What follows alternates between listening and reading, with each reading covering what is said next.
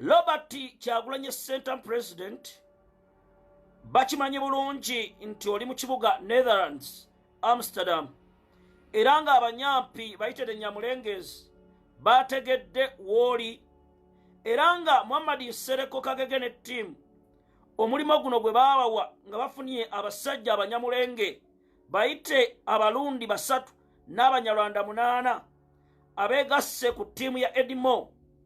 Bano bagenda kwefuula abazze mu kivulu ekya President Robert Kyagulanyi Ssentamu era mwegendereze nnyo abantu abamukuba obuwero, mwegendereze nnyo abantu abakwata bendera oba okuzimuwuubira, mwegendereze nnyo ebyokulya bye mugenda okuwa omukulembeze Robert Kyagulanyi Ssentamu.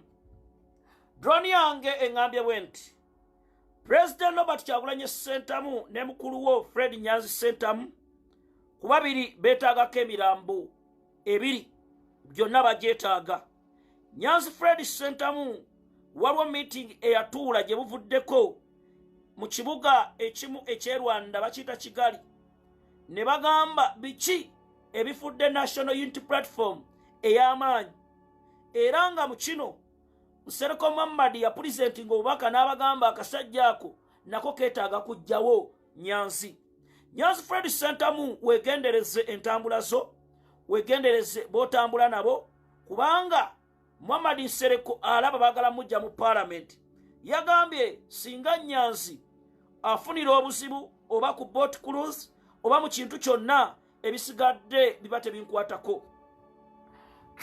Wegendereze ba maama Chairman Nyanzi njakusaba wegendereze ba maama abawala ab'enjawulo abayinza okujja nga munnange boogera olulimi olutategerekeka era wegendereze ayinza okusaba nti jangu onkyalireko kubanga drone yange eŋŋambye si yakusaaga. President Kyagulanyi Ssentamu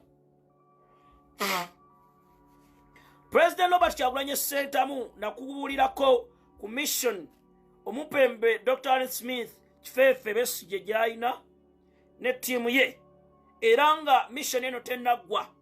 Kyova olaba Dr. Allen Smith abakulu tebagenda muta nga balina diversions ze babala era nga mu diversions zino baagala okukola message gundi zaabwe babeere nga bakutuusaako obulabe mu mbeera yonna.